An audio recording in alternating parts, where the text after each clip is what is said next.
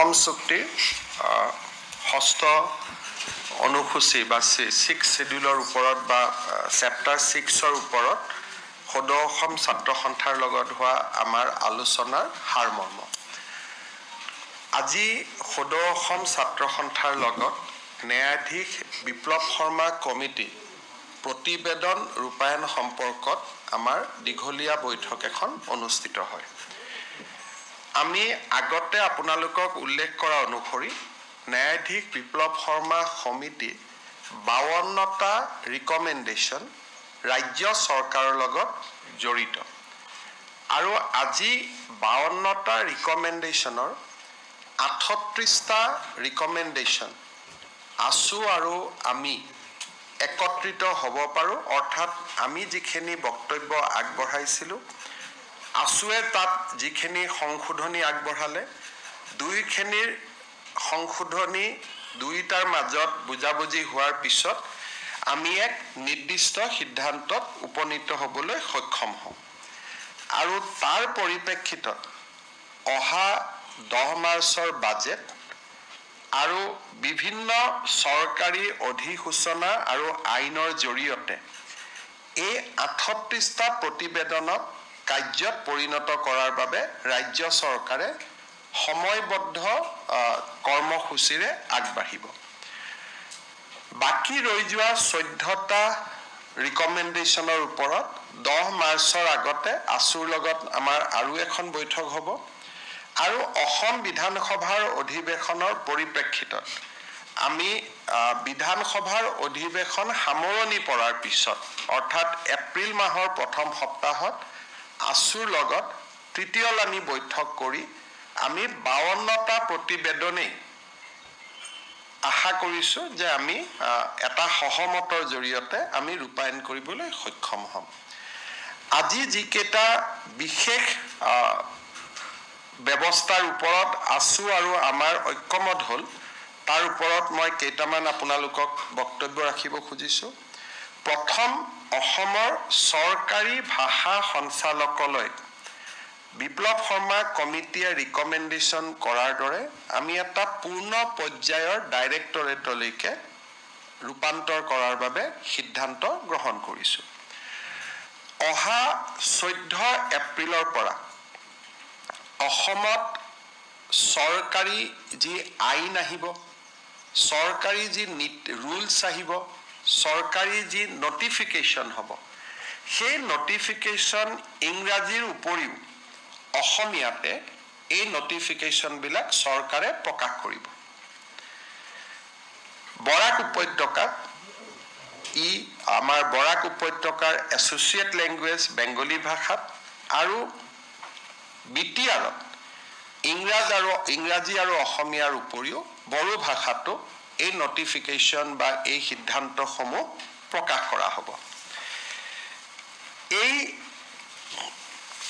ৰিকমেণ্ডেশ্যনতে আমি আগুৱাই গৈ অসমৰ চৰকাৰী শিক্ষানুষ্ঠানসমূহত আৰু বেচৰকাৰী শিক্ষানুষ্ঠানসমূহত বাধ্যতামূলকভাৱে ব্ৰহ্মপুত্ৰ উপত্যকাত অসমীয়া আৰু বিটিআৰত অসমীয়া অথবা বড়ো তেওঁলোকে বাধ্যতামূলকভাৱে পঢ়ুৱাব লাগিব এজ এ ছাবজেক্ট। মিডিয়াম ইংৰাজী হওক হিন্দী হওক, কিন্তু এজ এ ছাবজেক্ট অসমীয়া তেওঁলোকে পঢ়ুৱাব লাগিব ব্ৰহ্মপুত্ৰ ভেলীত। কিন্তু বিটিআৰত তেওঁলোকে অসমীয়াও পঢ়ুৱাব পাৰিব বা বড়ো ভাষাও পঢ়ুৱাব পাৰিব। বৰাক উপত্যকা আৰু হিলছৰ ক্ষেত্ৰত আজি আমি আলোচনা কৰা নাই আৰু সেই বিষয়ত আমাৰ কোনো সিদ্ধান্ত হোৱা নাই। ইয়াৰ পিছত অসমৰ পুৰণা যি আইন আছে, বিধি আছে, নটিফিকেশ্যন আছে, জাষ্টিছ বিপ্লৱ শৰ্মা কমিটিয়ে সেইসমূহ অসমীয়ালৈ ৰূপান্তৰ কৰাৰ বাবে এটা নিৰ্দেশ দিছিলে। আমি সেই দুইটা দায়িত্ব গুৱাহাটী বিশ্ববিদ্যালয়, ডিব্ৰুগড় বিশ্ববিদ্যালয় আৰু চৰকাৰে নিজা প্ৰচেষ্টা তিনিওটা অনুষ্ঠানে লগ লাগি ইয়াক পৰ্যায়ক্ৰমে আমি অসমীয়ালৈ ৰূপান্তৰ কৰাৰ বাবে সিদ্ধান্ত লৈছোঁ আৰু ই বহুত হাজাৰ হাজাৰ পৃষ্ঠাৰ দস্তাবেজ হ'ব, মোৰ মতেদি লাখলৈকে যাব। গতিকে কৰবাত আৰ্টিফিচিয়েল ইণ্টেলিজেন্সো আমি ইউজ কৰিবলগীয়া হ'ব পাৰে। তৃতীয়তে অসমৰ নিৰ্বাচিত ৰেভিনিউ ব্লকছত সকলোতে নহয় আছু আৰু ছাত্ৰ সন্থা আৰু আমাৰ মাজত বহি কিছু ব্লকছ আমি চিনাক্তকৰণ কৰিম যি ব্লকসমূহ বা যি ব্লকত অকল 3টা প্ৰজন্ম বা 1951 চনৰ আগতে অসমলৈ অহা ব্যক্তিয়েহে মাটি কিনা বেচা কৰিব পাৰিব অৱশ্যে এই ক্ষেত্ৰত জনজাতীয় অনুসূচিত জাতি আৰু 6 জনগোষ্ঠীৰ ক্ষেত্ৰত আমি প্ৰমাণপত্ৰ বিচৰা পৰা আমি বিৰত থাকিম আনহাতে এই সিদ্ধান্ত নগৰসমূহত বিশেষকৈ মুখ্য নগৰসমূহত ই প্ৰযোজ্য নহয় এই ৰিকমেণ্ডেশ্যনটো অকল ভিলেজৰ কাৰণে আছিল গাঁৱৰ কাৰণে আছিল বা নন মিউনিচিপালিটি ৰেভিনিউ ব্লকত আছিল কিন্তু ছাত্ৰ সন্থাই বিচাৰে যে কিছু নতুনকৈ গঠন হোৱা পৌৰসভাবিলাকতো এই নিয়ম প্ৰযোজ্য হ'ব লাগে তাৰ বিষয়ে আমি চিন্তা চৰ্চা ভৱিষ্যতে কৰিমগৈ ইয়াৰ লগতে আজি আমি এটা ডাঙৰ সিদ্ধান্ত গ্ৰহণ কৰিছোঁ যে চৰ অঞ্চলৰ মাটিসমূহ জাষ্টিছ বিপ্লৱ শৰ্মা কমিটিৰ প্ৰতিবেদন অনুসৰি আমি সাৰ্ভে কৰাৰ কাম হাতত ল'ম সাৰ্ভে মানে সেটেলমেন্ট নহয় সাৰ্ভে মানে মাটিখিনিক চৰকাৰী যি ৰাজহ ব্যৱস্থাৰ ভিতৰলৈ অনা হয় কিন্তু আমি অত্যন্ত সাৱধানেৰে সৈতে মাইনোটছখনত লিখিছোঁ যে চৰ অঞ্চলত মাটি সাৰ্ভে কৰাৰহে সিদ্ধান্ত হৈছে সেটেলমেন্ট কৰাৰ সিদ্ধান্ত হোৱা নাই অৰ্থাৎ বন্দবস্তি নহব প্ৰথম পৰ্যায়ত সাৰ্ভে হ'ব সাৰ্ভেৰ পিছত বন্দবস্তিলৈ যোৱাৰ আগতে ৰাজনৈতিক সামাজিক সংগঠনসমূহৰ সৈতে কথা বতৰা পাতি ইয়াৰ মডেলিটি আছু আৰু চৰকাৰে নিৰ্ধাৰণ কৰিব গতিকে এতিয়া আমি বন্দবস্তিলৈকে যোৱা নাই মাত্ৰ সেটেল সাৰ্ভেলৈকেহে আজি আমাৰ সিদ্ধান্ত হৈছে এই ধৰণে কেইবাটাও 39টা বিষয়ৰ ওপৰত আজি আমাৰ 38টা বিষয়ৰ ওপৰত আমাৰ ঐক্যমত হয় আৰু এইবাৰ বিধানসভাত এই বিষয়ে বাজেটত আপোনালোকে ইয়াৰ প্ৰতিফলনো দেখা পাব আৰু আমি সময়বদ্ধ ব্যৱস্থাৰে আছুৰ লগত যি মাইনোটছ আমাৰ আজি হ'ব তাৰ প্ৰতিলিপিও আপোনালোকক দিয়া হ'ব সময়বদ্ধ প্ৰক্ৰিয়াৰ মাজেৰে আমি এই গোটেই কাৰ্যসূচীখিনি আমি ৰূপায়ণ কৰাৰ বাবে চেষ্টা কৰিম অৰ্থাৎ লখিমপুৰৰ কেবিনেটত জাষ্টিছ বিপ্লৱ শৰ্মা কমিটিক লৈ আমি যি সিদ্ধান্ত লৈছিলোঁ তাক আজি আমি বহু দূৰ আগুৱাই লৈ যাবলৈ সক্ষম হলো ইয়াৰ পিছত মই যেটো দ্বিতীয় কথালৈ যাব খুজিছো তাত যোৱাৰ আগতে যদি আপোনালোকৰ আছুৰ লগত হোৱা বৈঠকখনৰ সম্পৰ্কত কিবা জানিবলগীয়া আছে আপোনালোকে জানি ললে মই দ্বিতীয় পৰ্যায়টোলৈকে যাব বিচাৰিম So sir, can you say that in a time-bound manner the state government is moving towards implementation of clause 6 in the state? You see that clause 6 is about constitutional, cultural and land protection for the people of Assam. So Justice Biplab Sharma committee has given recommendation. Certain recommendations is to be implemented by central government. Some recommendation is to be implemented by the state government. So 52 recommendation falls within the purview of the state government. Today, All Assam Students Union and Assam government has agreed on the action plan for 38 recommendation. For the balance 14 recommendation, further discussion will be conducted, further discussion will be taken place. আজি আৰু এটা এই justice বিপ্লৱ শৰ্মা কমিটিৰ পৰিপ্ৰেক্ষিতত আৰু এটা সিদ্ধান্ত হৈছে যে অষ্টম মান শ্ৰেণীলৈ অসমৰ ছাত্ৰ ছাত্ৰীসকলক অসম বুৰঞ্জী বাধ্যতামূলকভাৱে পাঠ্যক্ৰমৰ অন্তৰ্ভুক্ত কৰা হ'ব এই সিদ্ধান্তটাও আছিলে পিছে মই বুৰঞ্জীৰ লগত যদিও ৰিকমেণ্ডেশ্যন নাছিলে মই বুৰঞ্জী আৰু ভূগোল কৰি দিছোঁ যাতে ল'ৰা ছোৱালীৰ ভূগোলৰ ওপৰতো আইডিয়া এটা থাকিব পাৰে Sir, যেটো বিপ্লৱ শৰ্মা আয়োগৰ প্ৰতিবেদন অসমীয়াৰ সংজ্ঞাৰ যেটো কথা কৈছে that is a মানিলেছনে আপোনালোকে এটো কেন্দ্ৰীয় চৰকাৰৰ প্ৰেক্ষাপটত পৰে গতিকে সংজ্ঞা নিৰ্ধাৰণ নকৰাকৈ আমাৰ কামবিলাক আমি 51 চনত টাৰ্গেট কৰিছো যেনেকৈ মাটিৰ ক্ষেত্ৰত আমি 51 চন কৈছো বা যিবিলাক আমি সংজ্ঞাটো নিৰ্ধাৰণ নকৰাকৈ আমি আমাৰ কথাখিনি কৈছোঁ, কিন্তু সংজ্ঞা নিৰ্ধাৰণৰ ৰিকমেণ্ডেশ্যনটো কেন্দ্ৰীয় চৰকাৰৰ আওতাৰ ভিতৰত পৰে, সেইটো আমাৰ আওতাৰ ভিতৰত নপৰে, যিহেতু এইটো সাংবিধানিক সংশোধন লাগিব। স্যাৰ, অসম ভাষা সঞ্চালকালয়টো অসম চৰকাৰী ভাষা সঞ্চালকালয়টো বৰ্তমান সংলগ্ন ডাইৰেক্টৰেট হৈ আছিল। It is a attach directorate, full fledged directorate নাছিল, অৰ্থাৎ গভৰ্ণমেণ্টৰ হোম ডিপাৰ্টমেণ্টৰ লগতে ই জড়িত হৈ আছিল। এতিয়া ইয়াক পূৰ্ণ পৰ্যায়ৰ সঞ্চালকালয়লৈকে ৰূপান্তৰ কৰা হ'ব, separate and to the rank of full fledged director, যেনেকৈ ইণ্ডাষ্ট্ৰি, এডুকেশ্যন, তেনেকৈ it will be a full fledged directorate. Biplab Sarma কমিটিৰ প্ৰতিবেদনত এনেকুৱা কোনো কথা উল্লেখ নাই। আমি 52টা স্পেচিফিক যি ৰিকমেণ্ডেশ্যন দিছে, সেই ৰিকমেণ্ডেশ্যনৰ এটা এটাকৈ আমি মাতি গৈছোঁ। 38টাত ঐক্যমত হৈছে, 14টাত আলোচনা হ'ব। স্যাৰ, সত্ৰৰ প্ৰসংগ তাত আলোচনা হৈছে। তাত সত্ৰৰ সংৰক্ষণ আৰু সত্ৰৰ ভূমি সংক্ৰান্তীয় বিবাদ নিৰাময়ৰ বাবে এখন সত্ৰ আয়োগ উইথ বিধায়নী ক্ষমতা, with the power of A legislative, যিটো কয় যে ষ্টেটুটৰী কমিটি এখন নিৰ্মাণ কৰাৰ বাবে সিদ্ধান্ত লোৱা হৈছে। এতিয়া যদি সত্ৰৰ সংক্ৰান্তৰ মাটিৰ কিবা ডিছপিউট হয়, সেইটো বৰ্ড অফ ৰেভিনিউত নাযাব, তাৰ পৰিৱৰ্তে সত্ৰ আয়োগলৈ আহিব। Sir, for the purchase of lands, those people who are living in the last three generations. But that is in for the selected revenue villages, excluding the major towns. So these will not be implemented in Guwahati, Dibrugarh, Tinsukia.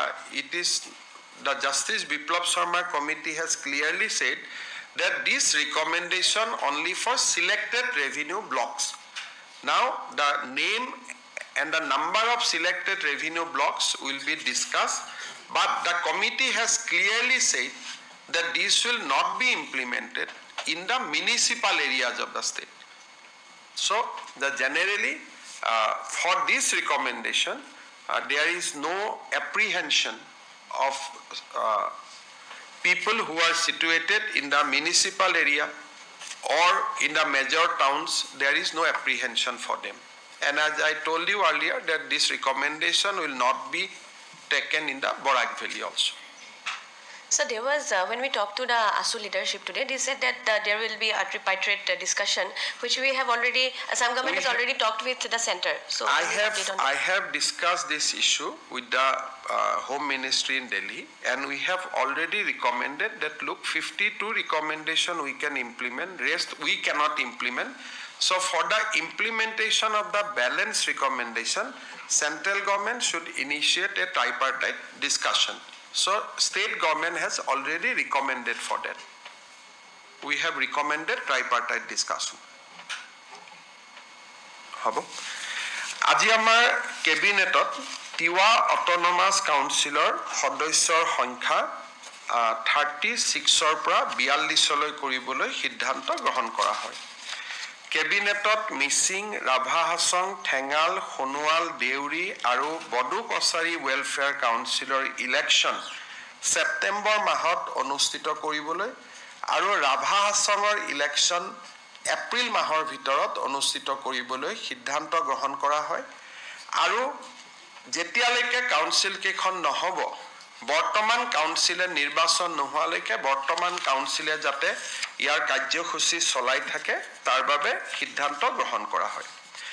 Ayurvedic post graduate pass কৰা আৰু তাৰ পিছত চৰকাৰত কাম কৰি থকা ডক্টৰসকলক আমি 3টা এডভান্স ইনক্ৰিমেণ্ট চেলাৰী লগত দিবৰ কাৰণে আজি কেবিনেটে সিদ্ধান্ত গ্ৰহণ কৰে। আজি আমাৰ কেবিনেটত নতুনকৈ গঠন হোৱা 3টা ডিপাৰ্টমেণ্টৰ বাজেট হেড বনাবৰ বাবে সিদ্ধান্ত গ্ৰহণ কৰে। Barak valley department, department of innovation, incubation and startup আৰু tea tribes and Adivasi welfare. এতিয়াৰ পৰা 3টা স্বতন্ত্ৰ বিভাগ হ'ব আৰু স্বতন্ত্ৰ 3টা বিভাগৰে বাজেট থাকিব।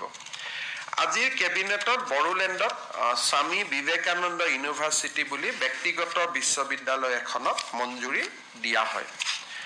আজি আমাৰ কেবিনেটত এটা অসমৰ বন বিভাগৰ বাবে এটা খুব ঐতিহাসিক সিদ্ধান্ত অসমৰ ৭মখন নেশ্যনেল পাৰ্ক হিচাপে চিখনা জহলাও নেশ্যনেল পাৰ্ক কোকৰাঝাৰত আমি কোকৰাঝাৰ আৰু চিৰাং জিলাত আমি অনুমোদন কৰোঁ ৩১৬ স্কুৱেৰ কিলোমিটাৰ এই পাৰ্কখন ৰাইমনা পাৰ্ক আৰু মানস নেশ্যনেল পাৰ্কৰ মাজত হ'ব and this will be the 7th national parks of Assam. So now we are second after Madhya Pradesh. গতিকে ইয়াৰ আগতে মধ্য প্ৰদেশৰ 10খন নেশ্যনেল পাৰ্ক আছে আমি 7খন হ'ম আৰু বাকি ষ্টেটবিলাকত নেশ্যনেল পাৰ্ক 7তকৈ তলত সো এতিয়া আমি অসমত নেশ্যনেল পাৰ্ক থকা ৰাজ্য হিচাপে আমি দ্বিতীয়খন হ'ম আৰু ইয়াৰ যদি আপোনালোকে লোকেশ্যনটো চাই এফালে ৰাইমনা এফালে মানস ইয়াৰ মাজত চিখলা জলাও নেশ্যনেল পাৰ্ক আমি আজি অধিসূচনা দিবলৈ সিদ্ধান্ত গ্ৰহণ কৰা হৈছে ইনভেষ্টমেণ্ট সামিটৰ লগত সংগতি ৰাখি অসমত solar wind solar hybrid power mini and small hydro projects pump storage project battery energy storage system green hydrogen and its derivatives, biofuels, biomass, waste to energy, এই গোটেইখিনি জৰিয়তে সেউজ শক্তি উৎপাদনৰ বাবে আমি Assam integrated clean energy policy 2025 অনুমোদন কৰোঁ ইনভেষ্টমেণ্ট সামিটত আমি বিশেষকৈ গ্ৰীণ এভিয়েশ্যন ফুয়েলকে ধৰি পাম ষ্ট'ৰেজৰ জৰিয়তে বিদ্যুৎ উৎপাদনকে ধৰি গ্ৰীণ এনাৰ্জিৰ ক্ষেত্ৰত কেইবাটাও বিনিয়োগ অহাৰ সম্ভাৱনাৰ পৰিপ্ৰেক্ষিতত আজি এই পলিচিখন আমি অনুমোদন জনাম এডিবিৰ পৰা আৰ্থিক সাহায্যৰে আজি আমি 250 মেগাৱাটৰ এখন সোলাৰ পাৰ্ক কাৰ্বি আলঙত নিৰ্মাণৰ বাবে অনুমোদন জনাম আৰু এই নিৰ্মাণ কাৰ্য অহা এমাহৰ ভিতৰত আৰম্ভ হ'ব আজি কেবিনেটে সোণাপুৰ আৰু ডিমৰিয়াত আমাৰ দুখনকৈ ইণ্ডাষ্ট্ৰিয়েল পাৰ্ক নিৰ্মাণৰ বাবে সিদ্ধান্ত গ্ৰহণ কৰে ইয়াৰ উপৰিও জাগিৰোডৰ পৰা অলপ আগুৱাই গৈ ঠিক ৰহা আৰু জাগিৰোডৰ মাজত আজি কেবিনেটে 570 বিঘা মাটিত এখন মেগা ইণ্ডাষ্ট্ৰিয়েল পাৰ্ক নিৰ্মাণৰ বাবে অনুমোদন জনায় এডভান্টেজ অসমৰ পৰিপ্ৰেক্ষিতত এই সিদ্ধান্তসমূহে আমাক যথেষ্ট সহায় কৰিব ৰাজ্য চৰকাৰে আজি বজালি গোৱালপাৰা বঙাইগাঁও আৰু ধুবুৰীত 4খনকৈ বিবেকানন্দ কেন্দ্ৰৰ বিদ্যালয় স্থাপনৰ বাবে ভূমি আবল্টন আৰু ভূমিৰ প্ৰিমিয়ামত শিথিলকৰণৰ বাবে সিদ্ধান্ত গ্ৰহণ কৰে এটা আমাৰ নেশ্যনেল পাৰ্ক 8 হ'ব 7 আগতে আছিল ইটো 7+1 Madhya Pradesh 10 so will be the number second আজি কেবিনেটত আৰু এটা বিশেষ সিদ্ধান্ত লোৱা হয় মই সিদ্ধান্তটো অসমীয়া আৰু ইংৰাজী দুইটাতে পঢ়ি দিছো বিগত কেইদিনমানত পাকিস্তানী নাগৰিক শ্ৰী আলী তৌকিৰ শেখৰ পূৰ্বে সামাজিক মাধ্যমত প্ৰকাশ পোৱা অসমৰ সাম্প্ৰদায়িক সম্প্ৰীতি বিঘ্নিত কৰিব পৰা কেতবোৰ বিশেষ মন্তব্য সম্পৰ্কত একাধিক বাতৰি পোহৰলৈ আহিছে তদুপৰি তেওঁৰ সামাজিক মাধ্যমৰ তৎপৰতাসমূহ মন কৰিলে দেখা যায় যে তেওঁ ভাৰতৰ আভ্যন্তৰীণ তথা সংসদীয় বিষয়সমূহক লৈ বিগত সময়ত বিভিন্ন মন্তব্য আগবঢ়াই আহিছে উল্লেখিত ব্যক্তিজনে ভাৰতত স্বাৰ্থ বিঘ্নিত কৰিবলৈ অহৰহ চেষ্টা কৰি আহিছে ৰাজহুৱা ডমেইনত উপলব্ধ তথ্যসমূহ গভীৰভাৱে পৰীক্ষা কৰিলে দেখা যায় যে শ্ৰী আলী শেখ হৈছে পাকিস্তান চৰকাৰ আৰু পাক নেতৃত্বৰ সৈতে উতঃপুত জড়িত এগৰাকী প্ৰভাৱশালী ব্যক্তি আনকি তেওঁ আন্তঃৰাষ্ট্ৰীয় মঞ্চতো বিভিন্ন ক্ষেত্ৰত ইছলামিক ৰিপাব্লিক অফ পাকিস্তানক প্ৰতিনিধিত্ব কৰিছে ৰাজহুৱাভাৱে উপলব্ধ এই তথ্যসমূহৰ আধাৰত এই বিষয়টো অসম কেবিনেটৰ দৃষ্টিগোচৰ কৰা হৈছে উল্লেখ যে আলী শেখ ডাঙৰীয়াই পাকিস্তান চৰকাৰৰ কেইবাটাও পৰামৰ্শদাতা পদত আৰু পাকিস্তানৰ প্ৰধানমন্ত্ৰীয়ে গঠন কৰা কমিটি আদিত সেৱা আগবঢ়াইছে এই তথ্যসমূহৰ আলমত আৰু পাকিস্তান চৰকাৰ তথা বেচৰকাৰী সংস্থা আৰু ব্যক্তিসকলে অতীজত অসমক অস্থিৰ কৰাৰ বাবে চলোৱা প্ৰচেষ্টাৰ ভিত্তিত অসম আৰু ভাৰতৰ গণৰাজ্যৰ ঘৰুৱা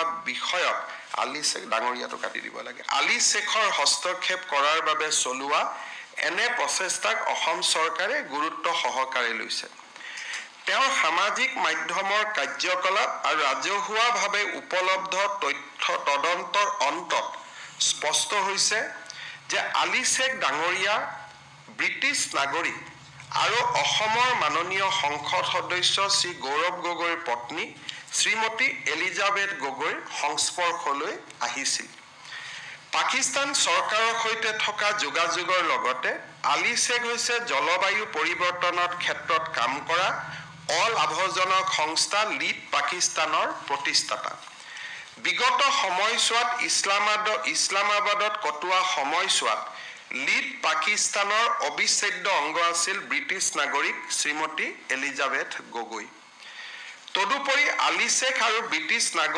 নাগৰিক শ্ৰীমতী এলিজাবেথ গগৈ দুয়োজনে ভাৰত আৰু পাকিস্তানত কাম কৰা CDKN নামৰ এটা পৰিৱেশ সম্পৰ্কীয় গোটৰ অংশ অসম কেবিনেটে ভাৰতৰ আভ্যন্তৰীণ পৰিক্ৰমা সম্পৰ্কীয় বিষয়ত পাকিস্তানস্থিত নেতা আৰু জলবায়ু সুৰক্ষাৰ নাম লৈ এনে বিষয়ত জড়িত থকা ব্যক্তিসকলৰ সন্দৰ্ভত নিজৰ উদ্বেগ প্ৰকাশ কৰিছে আৰু তেওঁলোকৰ প্ৰকৃত উদ্দেশ্য সম্পৰ্কে উদয় হোৱা প্ৰশ্নক অতি গুৰুত্ব সহকাৰে গ্ৰহণ কৰিছে এই বিষয়টোৱে ৰাষ্ট্ৰীয় নিৰাপত্তাৰ ক্ষেত্ৰত পেলাব পৰা নেতিবাচক প্ৰভাৱৰ প্ৰতি লক্ষ্য ৰাখি অসম আৰক্ষীৰ সঞ্চালক প্ৰধানক ভাৰতীয় ন্যায় সংহিতাৰ উপযুক্ত বিধান আৰু অন্যান্য প্ৰাসংগিক আইনৰ অধীনত আলী শ্বেখৰ বিৰুদ্ধে গোচৰ ৰুজু কৰিবলৈ অসম কেবিনেটে নিৰ্দেশনা প্ৰদান কৰিছে তদুপৰি এই কাৰ্যকলাপসমূহে কোনো বৃহত্তৰ ষড়যন্ত্ৰৰ অংশ নেকি সেয়া নিশ্চিত কৰিবলৈ আৰু শ্বেখৰ ভাৰত বিৰোধী এজেণ্ডাত অসমৰ লগতে ভাৰতৰ সংশ্লিষ্ট সকলো সহযোগীক চিনাক্ত কৰাৰ বাবে অসম কেবিনেটে এক বিস্তৃত তদন্ত কৰিবলৈ নিৰ্দেশ দিছে তদন্তৰ দিশসমূহ হ'ল অসমৰ লগতে ভাৰতত আলী শ্বেখৰ নেটৱৰ্কক গভীৰভাৱে তদন্ত কৰা অসম আৰু ভাৰতৰ অন্যান্য স্থানত ভাৰতৰ বিৰুদ্ধে আলী শ্বেখৰ কাৰ্যত সহায় সহযোগ কৰা ব্যক্তি সংগঠন আৰু সহযোগীসকলক পৰীক্ষা কৰা উল্লেখিত তদন্তৰ কালছোৱাত ভাৰত চৰকাৰ আৰু অসম চৰকাৰৰ সংশ্লিষ্ট সংস্থা আৰু বিভাগৰ পৰা প্ৰাসংগিক সহায় আৰু তথ্য সংগ্ৰহ কৰা ভাৰতৰ নিৰাপত্তা আৰু সাৰ্বভৌমত্বৰ স্বাৰ্থত এই বিষয়টো অতি গুৰুত্বপূৰ্ণ বুলি বিবেচনা কৰা হ'ব বুলি অসম কেবিনেটে প্ৰকাশ কৰিছে অসম কেবিনেটে লক্ষ্য কৰিছে যে অসম পূৰ্বৰে পৰা ISI পৃষ্ঠপোষকতাত চলি থকা দেশ বিৰোধী কাৰ্যকলাপৰ ঘাটি হোৱাৰ তথ্য পোৱা যায় আৰু সেইবাবে এই ক্ষেত্ৰত অধিক সতৰ্কতা আৰু নিৰ্ণায়ক পদক্ষেপৰ প্ৰয়োজন এইটো হ'ল কেবিনেট ডিসিশন যদি মই ইংৰাজীত লাগে if you want In recent days, multiple news reports, social media posts and other information in the public domain had surfaced regarding certain comments made by a Pakistani national, Mr. Ali Tawqir Sheikh, aimed at disrupting communal harmony in Assam. Additionally, a perusal of his social media actively included exhaustive commentary on India's internal affairs and parliamentary matters, raising serious concerns on the said individual intention to compromise and damage India's interest.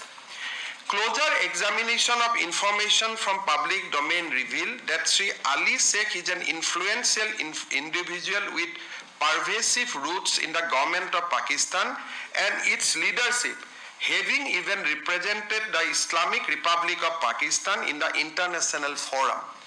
It has been brought to the attention of the Assam cabinet via publicly available information that Sri Ali Sheikh has even served the government of Pakistan in several advisory positions and via committees constituted by Prime Minister of Pakistan. In the light of these facts and given the historical attempts of Pakistani state and non-state actors to destabilize Assam, the government of Assam takes Mr. Ali Sheikh's attempt to interfere in the domestic matters of the state of Assam and the Republic of India with utmost seriousness. Following a scrutiny of his social media activity and information available in the public domain, it appears that Mr. Ali Sheikh has been in contact with Srimati Elizabeth Gogoi, a British national, and the wife of Honorable Member of Parliament from Assam, Sri Gaurav Gogoi. Apart from his engagement with the government of Pakistan, Mr. Ali Sheikh has also founded Lead Pakistan, a non-profit organization working in the field of climate change. Srimati Elizabeth Gogoi, a British national, was an integral part of Lead Pakistan during her time spent in Islamabad. Furthermore, both Mr. Ali Sheikh and Srimati Elizabeth Gogoi, a British national, have been a part of Global Climate Action Group called the Climate and Development Knowledge Network, which operates both in India and Pakistan.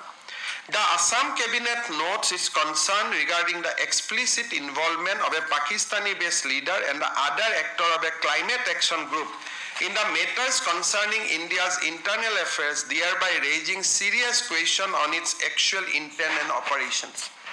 Given the broader national security implication of this issue, particularly in Assam, the Assam Cabinet has directed the Director General of Police, Assam, to register a case against Sri Ali Sheikh under appropriate provisions of Bharatiya Nyaya Samhita and other relevant laws.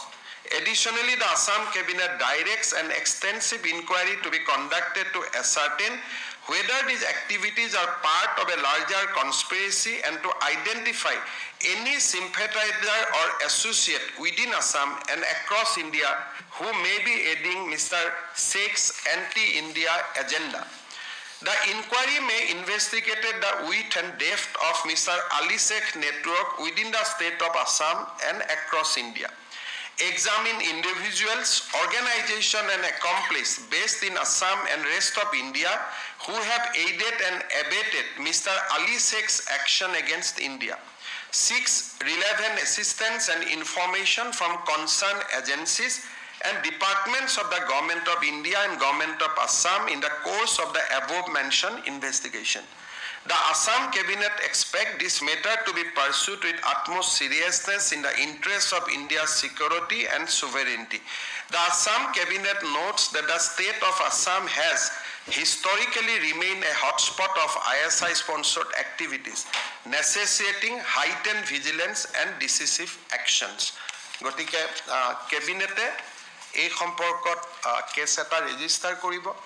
আমি আশা কৰোঁ যে অসমৰ সংসদৰ পত্নী হিচাপে যদিও শ্ৰীমতী Elizabeth Gogoi এগৰাকী British নাগৰিক, তথাপিতো অসমৰ এগৰাকী সংসদৰ পত্নী হিচাপে তেওঁ এই ইনকুৱাৰীত কোপাৰেশ্যন কৰিব, সহযোগিতা কৰিব, নিজৰ পাছপৰ্ট, ভিছা, ট্ৰেভেল ডকুমেণ্টছ আমাৰ লগত শ্বেয়াৰ কৰিব আৰু গৌৰৱ গগৈ ডাঙৰীয়াই সংসদত ভাৰতৰ নিৰাপত্তা, বিশেষকৈ নিউক্লিয়াৰ ৱাৰহেডৰ ওপৰত তেখেতে উত্থাপন কৰা প্ৰশ্নসমূহৰ লগত প্ৰত্যক্ষ পৰোক্ষভাৱে কিবা যোগসূত্ৰ আছে নেকি সেই সম্পৰ্কেও অসম আৰক্ষীয়ে যদি সংসদগৰাকীক কথা পাতিব বিচাৰে আমি আশা কৰোঁ সংসদগৰাকীয়ে নিশ্চয় অসম আৰক্ষীক সহযোগিতা কৰিব। Sir, I'm Aniruddha from Republic TV. I have one specific question. Yesterday also you said that there was a specific attempt to infiltrate into the office of Chief Minister from 2013 to 15. You see the timeline when the British national Srimati Elizabeth Gogoi was about to be engaged for her marriage into an Assam. That point of time, that person has unlimited access to the residence of Chief Minister of Assam. So all these things will come into inquiry. As now formal inquiry has been ordered, I will refrain from any political comments on this issue because henceforth it will be a legal inquiry and political question, political comments may not be appreciated by court of law. Because from now onwards, till last evening, whatever we have to say in the political field, we have said. But from now onwards, I think as of now, when we are talking, police must have registered a case already. So from now onwards, this is a legal issue. And I think time to time, DGP Assam will brief you rather than from my side. But one thing is concerned that Srimati Elizabeth Gogoi is a British Nagorik. Being British Nagorik, how she can participate in the election process of Assam, whether she has violated visa condition, that will be flagged to the government of India. That aspect will be also. That aspect will write separately to the government of India. Karon apuni bharatiya nagorik nohole apuni কোনো কারণে ইলেকশনৰ প্ৰক্ৰিয়াত জড়িত হ'ব নোৱাৰে কিন্তু কলিয়াবৰ লোকসভা নিৰ্বাচনৰ দুটাকৈ ইলেকশনত তেখেতে প্ৰত্যক্ষভাৱে নিজক জড়িত কৰিছিলে ভায়োলেটিং ভিসা কন্ডিশনস গতিকে গভৰ্নমেন্ট অফ ইণ্ডিয়াই তেখেতৰ ভিসা অব্যাহত ৰাখিব খুজিব নুখুজিব কিন্তু আমি এগৰাকী ব্ৰিটিছ নাগৰিকে ভাৰতৰ লোকতন্ত্ৰত হস্তক্ষেপ কৰা বিষয়টো আমি ডেফিনেটলি ভাৰত চৰকাৰক খুকিয়াকৈ অৱগত কৰিম কাৰণ under the visa conditions nobody can interfere in the electioneering নিৰ্বাচনৰ কামৰ লগত জড়িত হ'ব নোৱাৰে কিন্তু আপোনালোকে যদি অসমৰ টিভি চাই all the visuals are available there of her active election campaign for a political party for a particular political party in Assam. ঠিক আছে Sir, Gaurav Gogoi today also said that he will definitely taking up the appropriate action. I mean, you see, India is a democratic country. Everybody can take appropriate action. If he goes to the court, it will be very good. Then many matters which today we cannot speak, we can speak before the judge. So, if he goes to the court, tekhete jodi adalotoloi jai, heto Ahom Sarkare tak adoroni janabo, tetia ami judicial platformoto, courte jodi koy apuna passport khon muk dekhwa, tetia teo to nedekhwa koi thakibo nware. কোর্টে যদি কয় যে আপোনাৰ পত্নীৰ পাসপোৰ্টখন দেখাওক তেওঁটো নেদেখুৱাকৈ থাকিব নোৱাৰে সেই কাৰণে আমি বিচাৰো যে আমি আদালতত ডাইৰেক্ট যাব নোৱাৰো আমি পুলিচ আদালতত যাব লাগিব পুলিচে আদালতত চাৰ্জশিট দিব তেতিয়াহে কেছটো আদালতত যাব কিন্তু তেখেতে যদি আদালতলৈ যায় if he decide to goes to the court we will welcome that and this will expedite the process of inquiry and if in the process if anybody is innocent he will be declared innocent by court of law. We have no objection to it. But this matter need to be investigated very, very seriously.